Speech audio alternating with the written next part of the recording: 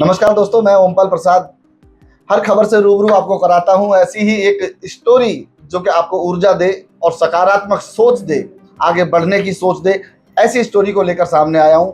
आपको बता दूं कि लोग बहुत मेहनत करते हैं, कोशिश करते हैं और कहते हैं कि हमने बहुत जीवन भर मेहनत की, हमने इस कक्षा को प्राप्त किया, इस प्रमाण को प्राप्त किया, लेकिन हमारे साथ ऐसा हुआ, हमारा ये काम नहीं चला, हमारी नौकरी नहीं लगी, या पैसे ना होने की वजह से घर में परेशानियां अनेकों उत्पन्न हो जाती हैं और लोग आत्महत्या करने के कगार पर भी आ जाते हैं। लेकिन मैं आपको बता दूं कि जीना उसी का नाम है जब जिंदगी में संघर्ष किया जाए। और ऐसी ही एक स्टोरी को लेकर सामने आया हूं और आपको बता दूं कि आज हमारे साथ मौजूद हैं श्री कृष्णा पिकल्स के अध्यक्ष, जिन्होंने फर्श से अर्श तक का सफर तय किया है। और आपको बता दें कि कृषि क्षेत्र में उन्होंने अपना ऐसा योगदान दिया कि भारत के अनेकों नेताओं, राष्ट्रपति, प्रधानमंत्री, या हम बात करें विदेशों तक इनकी खबरें पहुंच रही हैं। तो आज बात करते हैं गोवर्धन सिंह यादव जी से। संघर्ष, संकल्प और सफलता की मिसाल श्री कृष्णा पिकल्स। गोवर्धन यादव और उनकी पत्नी कृष्णा यादव की सफलता की कहानी किसी प्रेरणादायक गाथा से कम नहीं है। ये कहानी एक साधारण किसान परिवार के संघर्ष से लेकर करोड़ों के व्यापार तक पहुंचने की है। श्री कृष्णा पिकल्स न केवल एक सफल व्यावसायिक ब्रांड बन चुका है, बल्कि यह आत्मनिर्भरता, दृढ़ संकल्प और उद्यमिता का प्रतीक भी बन गया है। उनकी सफलता ने न केवल उन्हें आर्थिक रूप से सशक्त किया, बल्कि हजारों किसानों और महिलाओं को भी रोजगार का अवसर प्रदान किया है। सभी दर्शकों को मेरा नमस्कार। और मैं बुलंदशहर का रहने वाला हूं। मेरा नाम गोवर्धन सिंह यादव है। जैसे ओमपाल प्रसाद साहब ने बताया अभी, तो मेरे गांव में 3 बीघा ज़मीन थी और हम गांव से शहर आए बुलंदशहर। वहाँ थोड़ी बहुत पढ़ाई की। पढ़ाई करने के बाद में मेरी नौकरी लगी। नौकरी में छोड़ के और मैंने बिजनेस किया, ट्रक ले लिए। ट्रक में घाटा आया क्योंकि हमारे हिंदू धर्म में ऐसा हम सुनते आते थे कि भाई शनिवार को लोहा नहीं खरीदते, शनिवार को ये काम नहीं करते हैं। मैंने शनिवार को ही लोहा लिया और मेरा जो है लोहा नहीं मेरे को ठीक वो लगा और मेरे को ऐसा घाटा आया, मेरा घर मकान बिक गया, मैं रोड पे आ गया। तो मैं 500 रुपये उधार लेके, ये किस सन की बात है? ये बात है मानो 94-95 की बात है ये। तो हम वहाँ से 1994-95 में हम बुलंदशहर छोड़ के और दिल्ली आए। दिल्ली देहात का ये नजफगढ़ क्षेत्र है। नजफगढ़ में रिटायर कमांडेंट थे BS त्यागी साहब, उनका खेत था। तो हमने आदमी कहीं बाहर जाएगा, कोई अपने जान पहचान का होगा तो वहाँ जाएगा। त्यागी जी की जो वाइफ थी उनकी मेरे गांव में नंसाल थी। इस करके कनेक्शन से हम आए। उन्होंने बोला बेटे मैं तनख्वाह तो दे नहीं सकता, मैं रिटायरमेंट हूँ और जो मेरे को पेंशन मिलती है उससे मेरा गुजारा चलता है। जो इसमें खेत है, ये 2.5 एकड़ खेत है, इसमें जो पैदावार होगी उसमें से आधा आधा कर लेंगे। संघर्ष की शुरुआत। गोवर्धन यादव और कृष्णा यादव मूल रूप से उत्तर प्रदेश के बुलंदशहर जिले के रहने वाले हैं। वर्ष 1995 से 96 में आर्थिक तंगी की वजह से उन्हें अपनी पुश्तैनी जमीन तक बेचनी पड़ी। गांव में जीवन यापन कठिन हो गया, जिसकी वजह से उन्होंने अपने परिवार के साथ दिल्ली के नसफगढ़ क्षेत्र में बसने का फैसला लिया। लेकिन ये सफर आसान नहीं था। दिल्ली आकर उन्हें एक नए सिरे से जीवन की शुरुआत करनी पड़ी। कोई स्थायी रोजगार नहीं था और परिवार के भरण पोषण की जिम्मेदारी उनके कंधों पर थी। उन्होंने कई छोटे मोटे काम किए, लेकिन कोई भी ऐसा कार्य नहीं मिला जिससे स्थायी आमदनी हो सके। मैंने खेत लिया और खेत में हमने सब्जी लगाई। सब्जी हमने लगा लिया। हम सब किसान भाइयों को आज भी तकनीकी ज्ञान नहीं होने के कारण, जैसे गाजर का सीजन है तो 15 दिन के अंदर में गाजर लगा देंगे, गोभी का सीजन है 15 दिन के अंदर में गोभी बो देंगे, तो वो फसल हमारी इकट्ठी आती है, मंडी का रेट बिल्कुल डाउन हो जाता है, हमारी लागत भी नहीं निकलती है। तो उसी स्थिति में हमने काम किया। तो हमने गाजर जब निकाली मंडी में ले गए तो हमारी लागत भी नहीं निकली और हमें गाजर खेत में जुतवानी पड़ी। तो पहले बहुत सारे टीवी चैनल नहीं थे, सिर्फ एक ही चैनल था दूरदर्शन का या रेडियो होता था। रेडियो बड़ा भाई था और टेलीविज़न छोटा भाई था। तो हमने टेलीविज़न ब्लैक एंड वाइट लिया, उसमें कृषि दर्शन आता था, उससे पहले चित्रहार आता था, गाने आते थे। तो कृषि दर्शन में बता रहे थे किसान भाइयों, आप अपने फल सब्जियों का ये बना सकते हो, टमाटर का जेली बना सकते हो, ये बना सकते हो, सॉस बना सकते हो। तो मेरी वाइफ कहने लगी कि जी आपने गाजर खेत में जुतवा दी, ये टमाटर का, गाजर का, गोभी का, मूली का सब बता रहे हैं, तो कहीं पता करो, मेरे को ट्रेनिंग दिलवा दो तो मैं इसका कुछ बना सकूं। तो हमने मालूम किया हमारे पास में नजफगढ़ में, नई दिल्ली में, ये कृषि विज्ञान केंद्र उजवा में एक कृषि विज्ञान केंद्र है। वहाँ से हमने संपर्क किया। वो कहने लगे भाई हम यहाँ ट्रेनिंग देते हैं लेकिन ग्रुप में देते हैं, आप अकेले चाहो तो नहीं दे सकते, ना यहाँ ना आपके खेत में जाके। आप 15-20 महिलाओं को इकट्ठा करो और हम आके वहीं ट्रेनिंग दे देंगे। तो हमने अड़ोस पड़ोस की जो महिलाएं थी उनको इकट्ठा किया, कृषि विज्ञान केंद्र वालों ने ट्रेनिंग दी, गाजर का अचार, गाजर का मुरब्बा, मूली का अचार, मूली का जैम, मूली का बहुत सारी आइटम बनाना सिखाया। गोभी का भी अचार बना सकते हो, गाजर का मुरब्बा भी बना सकते हो। वो बना लिया मेरी वाइफ ने। तो कहने लगी लो मैंने ये बना दिया, अब इसको बेच के आओ। हमने पड़ोसी की साइकिल मांगी और साइकिल पे रख के 5-5 किलो के 4 डब्बे क्रेट में और नजफगढ़ ले गए। दिल्ली गेट में अचार की दुकान थी।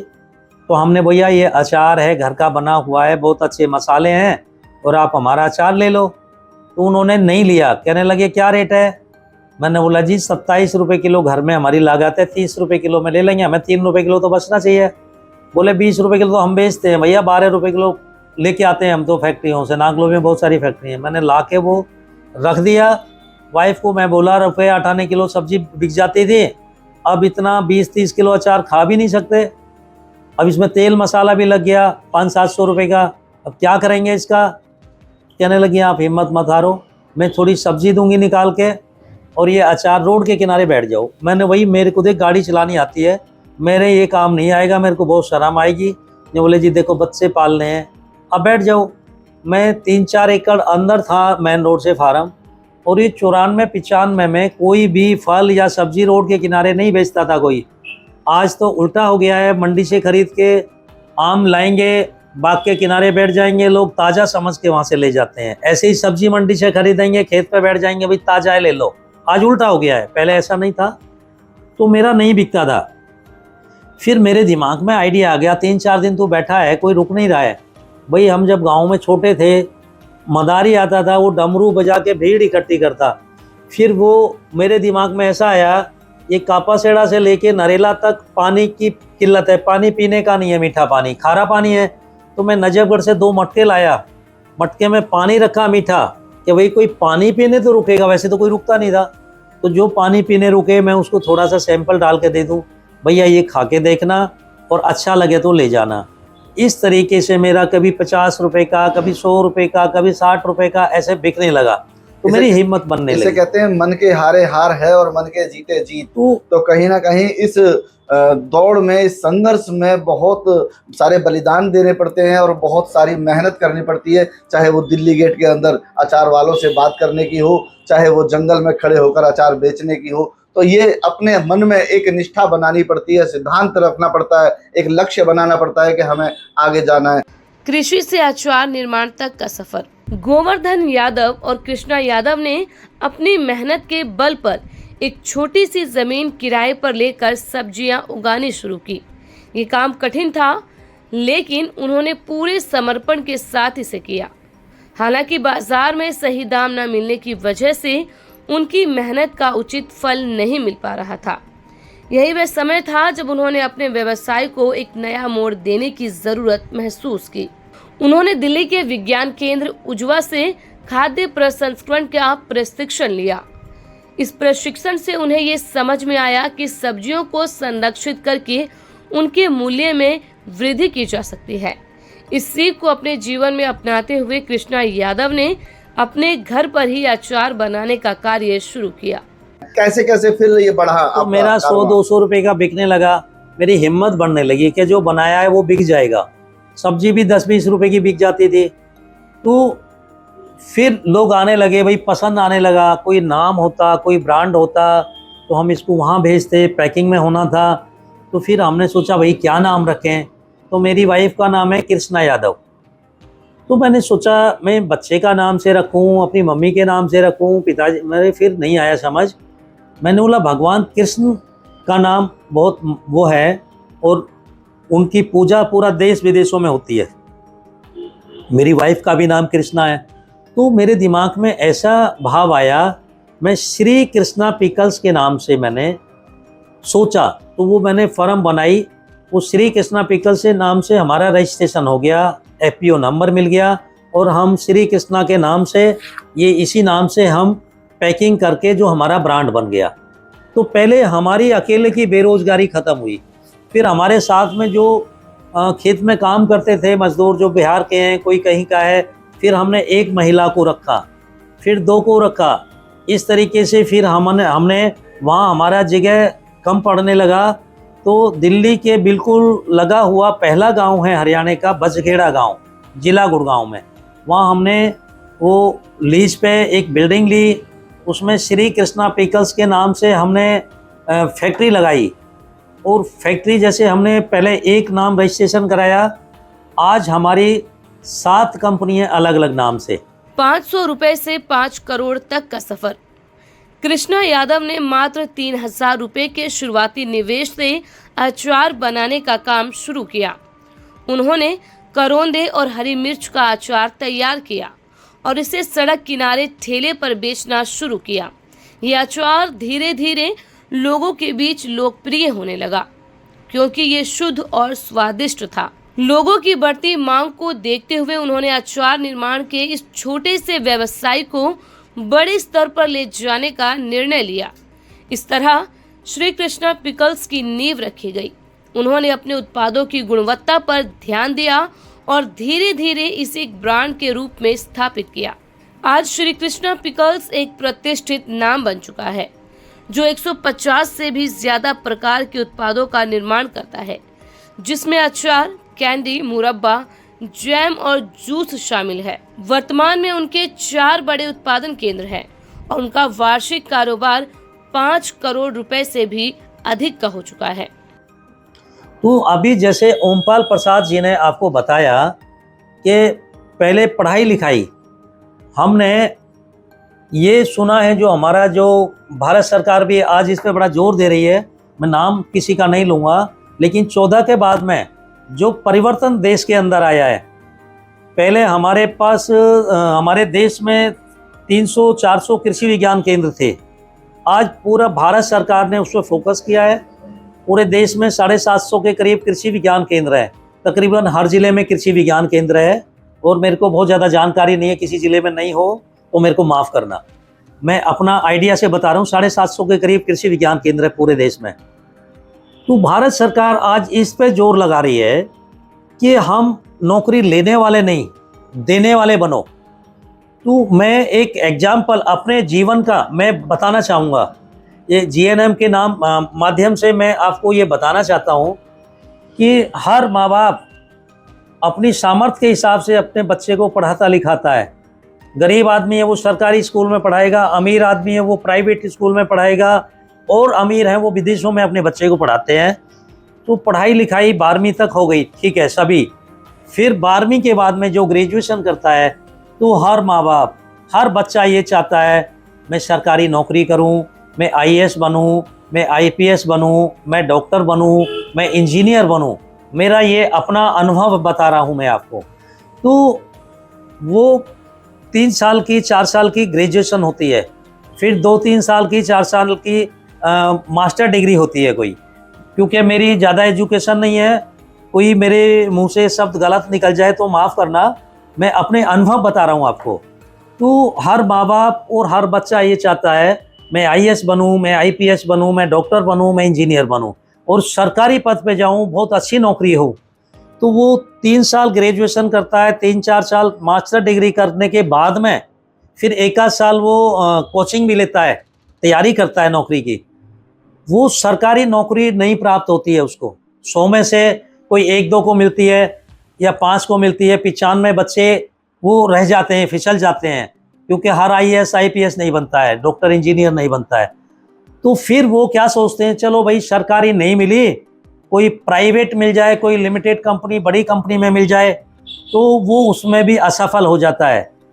ना सरकारी मिली ना प्राइवेट मिली, और वो फिर तीसरे राउंड में सोचता है यार सरकारी भी नहीं मिली, प्राइवेट भी नहीं मिली, अब मेरे को शादी भी करनी है और समाज मेरे को क्या बोल रहा है, ये तो ऐसे पढ़ लिख के बेवकूफ़ है, इसका दिमाग चल गया है। मैं अपना अनुभव आपको बता रहा हूँ। तो फिर वो तीसरे राउंड में सोचता है ना सरकारी मिली ना प्राइवेट मिली, चलो छोटा मोटा अपना मैं बिजनेस करता हूँ कोई। वो लास्ट में सोचता है कि मैं छोटा मोटा बिजनेस करूँ।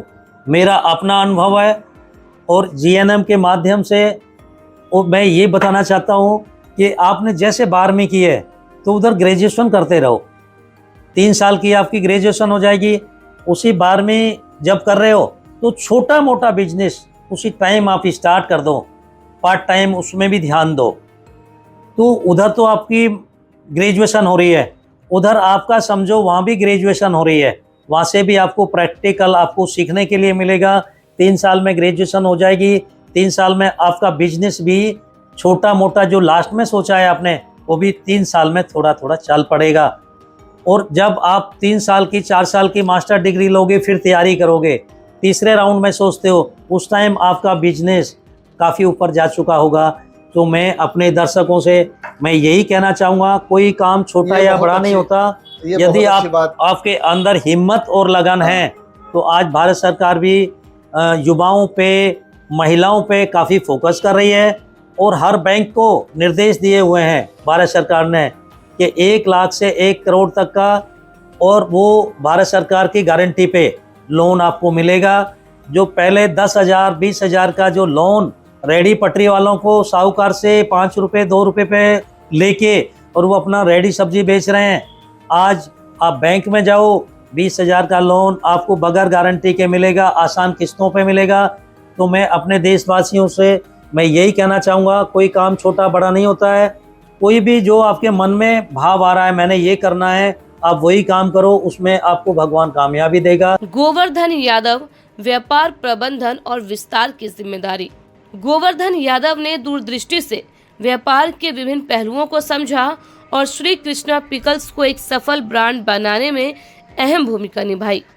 उनके नेतृत्व में यह कंपनी दिल्ली NCR ही नहीं बल्कि पूरे भारत में अपनी पहचान बना चुकी है। जैसे जैसे आपको अवार्ड मिले, जैसे जैसे भारत सरकार से जुड़ने का मौका मिला, तो ये कैसे आपका हो पाया, कैसे कैसे शुरुआत हुई आपकी?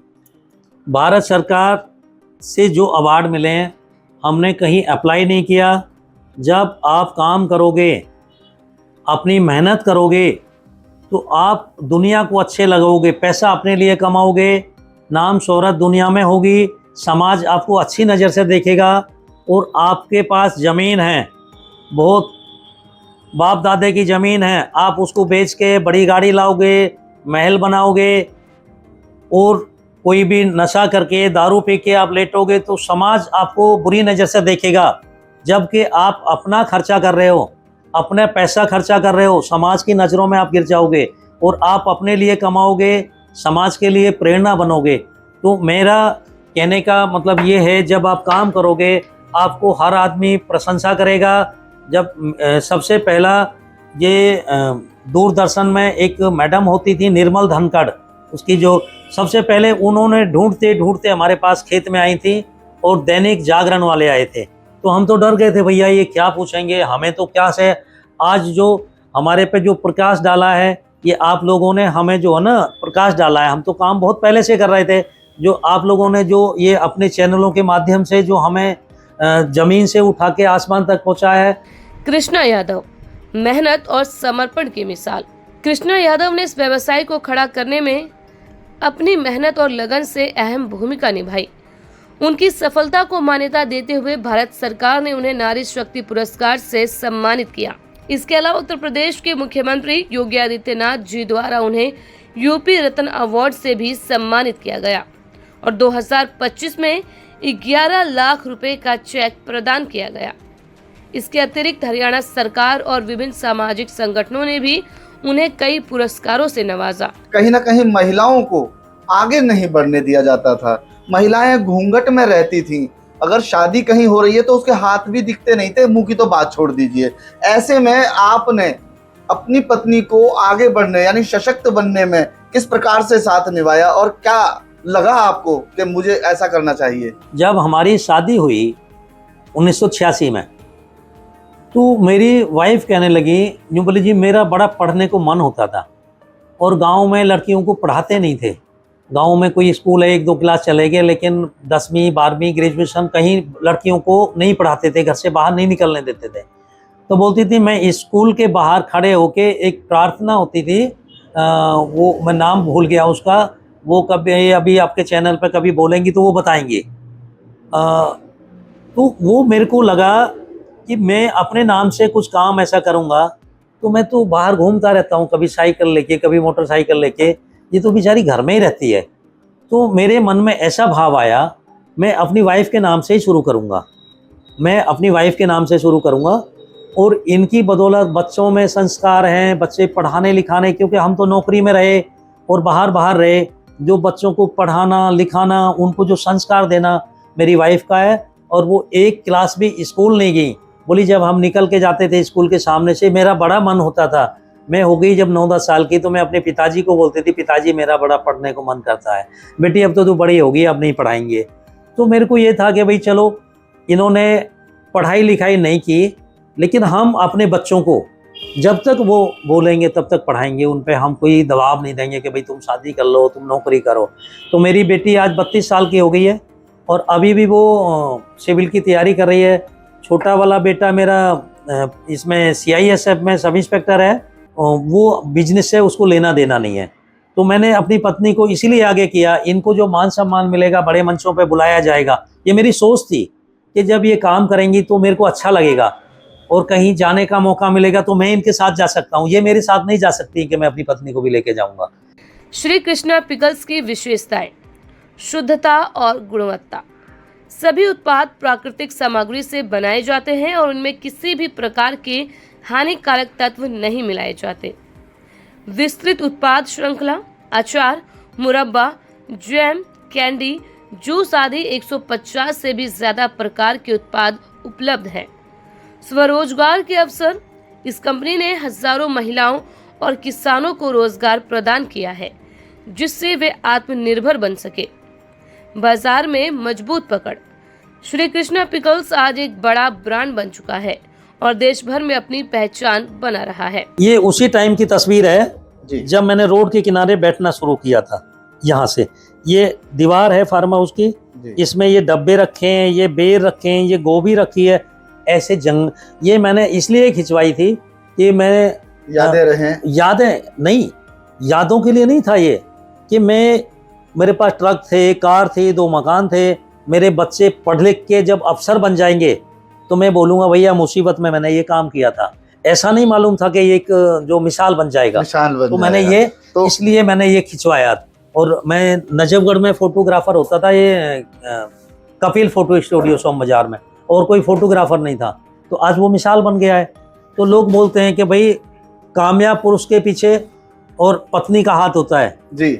और हमारे को मतलब अब लोग बोलते हैं कि ये पहला ऐसा वो है जो इनकी वाइफ के पीछे इनके पति का हाथ है। कहीं ना कहीं महिलाओं को सशक्त बनाने में अगर कोई ऊर्जा का, प्रेरणा का स्रोत अगर कोई बना है तो मैं समझता हूँ कि श्रीमती कृष्णा जी, जो कि श्री कृष्णा पिकल्स की ध्रुव तारा है, उन्होंने इसको चमकाया है और इस पर बारीकी से मेहनत की है। लेकिन इस पूरे प्रांगण में, क्योंकि आप दोनों बहुत बिजी रहते होंगे, बहुत छोटे लेवल से इसको बड़े लेवल तक लेकर आए हैं कारोबार को, तो इसी बीच में आप अपने बच्चों को जो परवरिश दे रहे थे, पढ़ाई करा रहे थे, जैसा कि अभी आपने बताया, तो क्या कैसे समय दे पाते थे आप? क्योंकि बिजनेस को भी समय देना था और यहाँ भी। मेरी वाइफ हाथ से कूट के मसाले डालती थी जी। बच्चों को सुबह 7 बजे तैयार करके स्कूल के लिए जी। और मेन रोड पे आते थे। BSF के जो भी अफसर रहे कमांडेंट जी, उन्होंने मेरे को बड़ा प्रमोट किया। फार्म के बाहर खड़े हो जाते थे, जहाँ मेरी अचार की गाड़ी आज भी लगी हुई है। जी। तीनों बच्चों को बस BSF की बैठा के ले जाती उधर से आते समय इधर छोड़ती, यहाँ से वहाँ तक पैदल चले जाते थे अंदर। तो मेरे को सभी समाज ने मेरी मदद की है और आप लोगों ने काफ़ी मदद की है हमारे साथ में। आप लोगों का सबसे ज़्यादा वो बनता है, आप लोगों ने जो मेहनत की हमारे साथ में। भविष्य की योजनाएं। गोवर्धन यादव और श्री कृष्णा यादव अब अपने उत्पादों को अंतर्राष्ट्रीय बाजार तक पहुंचाने की योजना बना रहे हैं। वे अपने व्यवसाय का विस्तार करके ग्रामीण महिलाओं और किसानों को आर्थिक रूप से सशक्त बनाना चाहते हैं। उनका लक्ष्य है कि भारतीय पारंपरिक खाद्य प्रसंस्करण विधियों को दुनिया भर में लोकप्रिय बनाया जाए। तो कहीं ना कहीं कहते हैं कि जा पर कृपा राम की होई, ता पर कृपा करहु सब कोई। तो कहीं ना कहीं जब भगवान के अंदर भक्ति में भाव रखता है इंसान और अपने कर्म क्षेत्र को आगे बढ़ाता है तो उसे कामयाबी जरूर मिलती है। उत्तर प्रदेश बुलंदशहर से दिल्ली तक का सफर और दिल्ली से दिल्ली सरकार और केंद्र सरकार तक का सफर तय किया है गोवर्धन सिंह यादव जी ने और उनकी धर्मपत्नी श्रीमती कृष्णा जी। मेरी वाइफ को ये कांग्रेस के टाइम में 2011 में चैंपियन एक अवार्ड निकला था, राष्ट्रीय पुरस्कार। तो वो पंजाब एग्रीकल्चर यूनिवर्सिटी लुधियाना में शरद पवार कृषि मंत्री थे भारत सरकार के, उन्होंने दिया। पहली बार वो अवार्ड शुरू हुआ था, चैंपियन अवार्ड राष्ट्रीय पुरस्कार था, वो मेरी वाइफ को मिला। और इनको नारी शक्ति पुरस्कार मिला, भारत सरकार ने नारी शक्ति पुरस्कार दिया। और एक पहली बार शुरू हुआ था पंडित दीनदयाल अंत्योदय पुरस्कार, वो 2016 में, डेट मेरे को एग्जैक्ट याद नहीं है, वो भारत सरकार का राष्ट्रीय पुरस्कार ये इसमें मोदी सरकार में शुरू हुआ था। पंडित दीनदयाल अंत्योदय पुरस्कार, जो अंतिम पंक्ति में जो व्यक्ति खड़ा है उसके नाम से पंडित दीनदयाल अंत्योदय पुरस्कार पहली बार शुरू हुआ था, राष्ट्रीय पुरस्कार पहली बार मेरी वाइफ को मिला। और ये योगी आदित्यनाथ उस टाइम में सांसद थे गोरखपुर से, उनके हाथों से वो पुरस्कार मिला था, राष्ट्रीय पुरस्कार था, चैंपियन अवार्ड हो गया। और इनको भारत सरकार ने कांग्रेस के टाइम में इनको एक फेलो फार्मर, वो पीएचडी की उपाधि होती है, वो मेरी वाइफ कृष्णा यादव को मिला, डॉक्टर की उपाधि वो मिलती है, फेलो फार्मर अवार्ड था, वो राष्ट्रीय पुरस्कार था, वो मिला।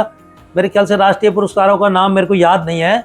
2013 में वाइब्रेंट गुजरात हुआ था, 9/9/2013 में उन्होंने वाइब्रेंट गुजरात गांधीनगर में 51,000 का पुरस्कार दिया। फिर उसके बाद में प्रधानमंत्री बने 29/7/2014 को, राष्ट्रीय पुरस्कार एनजी रंगा पुरस्कार उन्होंने प्रधानमंत्री बनने के बाद दिया। और अभी जल्दी में बिल्कुल लेटेस्ट इनको 24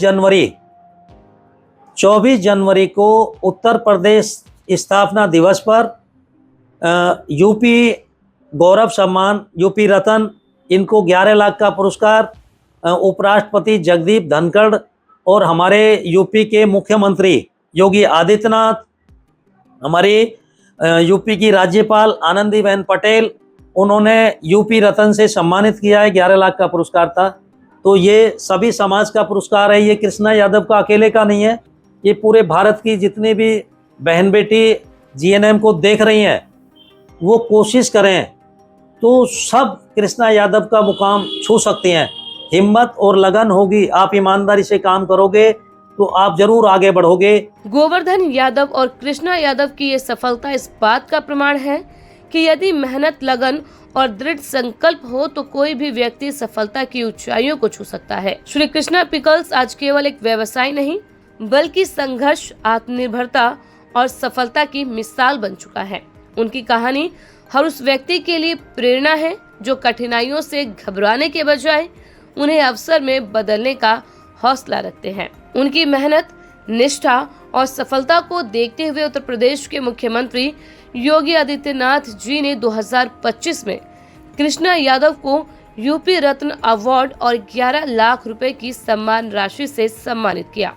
ये उनके कठिन परिश्रम और व्यवसाय में योगदान को पहचान देने की दिशा में एक महत्वपूर्ण कदम है।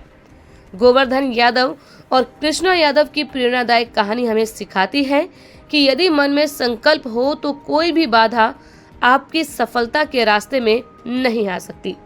उनकी उपलब्धियां न केवल उनके परिवार के लिए बल्कि पूरे समाज के लिए गर्व का विषय है। जीएनएन हमेशा कोशिश करता है कि उसके जो दर्शक हैं वो हमारी खबर देखें और उससे प्रेरणा लें, क्योंकि हम खबर जो दिखाते हैं उसका कहीं ना कहीं ऐसा स्रोत मिलता है जिससे आप अपने जीवन की लीला में आप उसको भाग बना सकते हैं। और खासकर जब ऐसे पॉडकास्ट हों, ऐसी न्यूज़ हों जिनसे आपको शक्ति मिले, ऊर्जा मिले, और जहां बात महिला शक्ति की करते हैं तो देखिए महिला शक्ति और महिलाओं के लिए एक प्रेरणा स्रोत अगर कोई है तो वो श्रीमती कृष्णा जी हैं, जिन्होंने छोटे स्तर से उठकर इतने बड़े स्तर पर पहुंचने की कोशिश की और वो कामयाब हुई। और इन्हीं कोशिशों के साथ अगर आप अपने जीवन को व्यतीत करेंगे तो आपको जीवन में लाभ जरूर मिलेगा, आप आगे जरूर बढ़ेंगे और आपके सपने जरूर पूरे होंगे, जैसा कि श्रीमती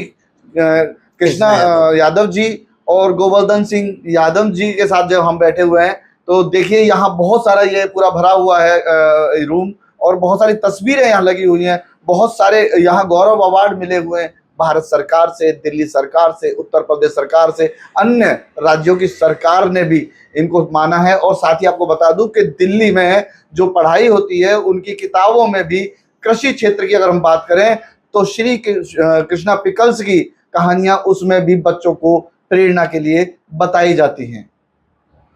जीएनएन न्यूज के लिए ओमपाल प्रसाद, नमस्कार।